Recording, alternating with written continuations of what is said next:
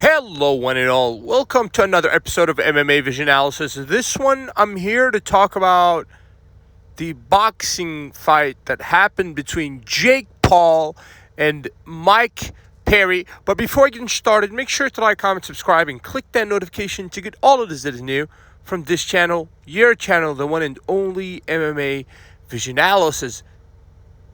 Jake Paul, Mike Perry was an entertaining fight. I think it's fair to say so. Also, we have to give Jake Paul his credit. Another impressive win against a legitimate fighter in the form of Mike Perry. I have so many things to say about this kind of situation, and I want to say them all at once, but I have to gather myself and, first of all, give the man his credit. Jake Paul looked like an absolute specimen last night against Mike Perry, in all honesty. The guy looks good. We have to give him that. And in my own head, I have contradicting feelings regarding this particular thing, specifically when it comes to Jake Paul. I think, I'm not going to say I feel, I think that he is luring in MMA fighters that aren't necessarily known for their striking ability, specifically boxing. Now, I digress a bit, but when we talk about boxing, we have to understand that that is the sweet science. The fight, not the co-main, but the fight before the co-main, the one that featured H2O against Badi, that was a fascinating performance from both sides, to be honest with you. Up until the knockout, H2O had full control of the fight. A matter of fact, he was at a point where he started showboating. But Badi had his hands up, even though in terms of movement and technique, he was behind the entirety of the fight. But he had his hands up, and as soon as H2O gave him the opening, he was able to land a devastating combination. Punches that put fighters away. Boxers, guys that train specifically boxing, they developed this ability to land punches, and when those punches land cleanly, you see guys get put to sleep, like in the case of H2O, an undefeated fighter previously, obviously before the fight against Badi, which ultimately caused him his first loss of his career, and possibly the guy's probably never the same again. But what I'm trying to say here is that okay, you can seem like you're outclassed for the majority of the fight, but when you have a chance to land a devastating combination, like in this case here, the fight's going to be over.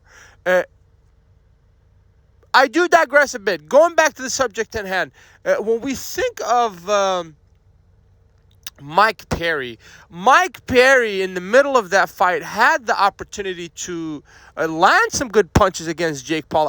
He actually had a couple good punches landing against Jake Paul, and that only came when Jake Paul stopped jabbing.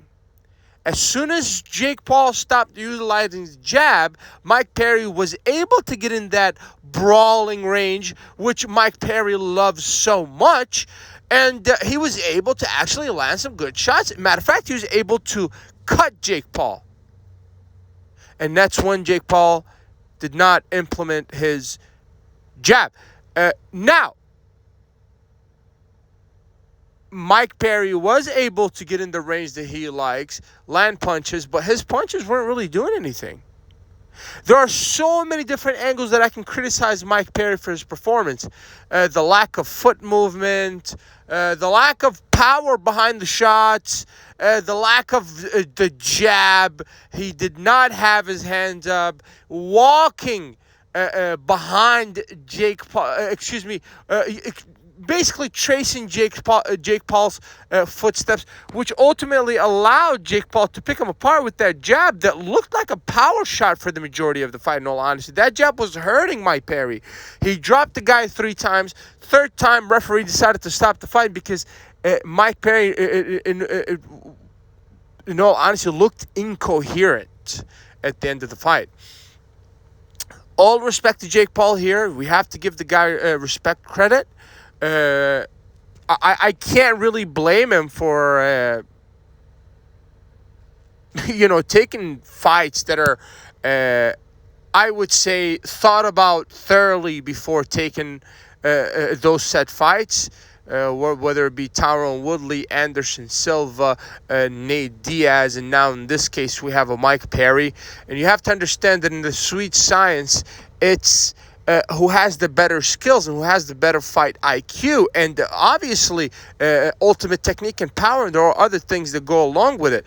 But when we're talking about solely striking with the hands, then you effectively eliminated 75% of mixed martial arts, probably even a higher percentage. I do understand that even in MMA, most fights rely on hand striking, quote-unquote Western boxing.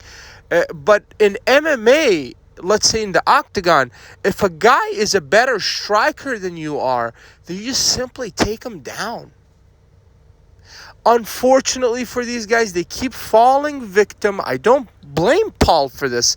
Obviously, he's going to want something to make him look good. And I'm not discrediting him either. He's beating legitimate fighters. Especially Mike Perry is a bare-knuckle fighting champion. Would you see Jake Paul going to BKFC? Of course not.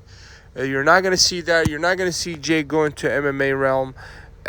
Even if he does, he's going to pick and choose his opponents. You can't blame the guy for doing that. He's doing a brilliant job at doing so. So, in all honesty, you have to give respect when it's due. I do understand that he rubs people the wrong way, but he's getting legitimate wins against legitimate fighters.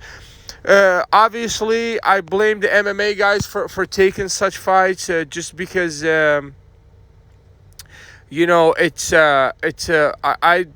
despite the monetary gains, it's a lose-lose situation. And I would really like for this kind of thing to stop happening, unless the opposite is the truth. Jake enters the octagon, which, in all honesty, that's something that's easier said than done. Obviously, if he thought he could win in the octagon, he would have been done so. But when you go against a boxer who solely trains boxing and been doing it for years, throwing thousands and thousands and thousands of punches, and you as an MMA guy, but obviously Perry, BKFC, okay. But generally speaking, MMA guy who trains a variety of skills, kicks, takedowns, submissions, you name it. It's going to be very difficult for you to stand toe-to-toe with a boxer that solely trains hands. I think that's been proven time and time again, with some exceptions. But the exceptions do not make the rule. If you made it this far, I appreciate you for sticking around. Please let me know what you think in the comments and like, subscribe for more.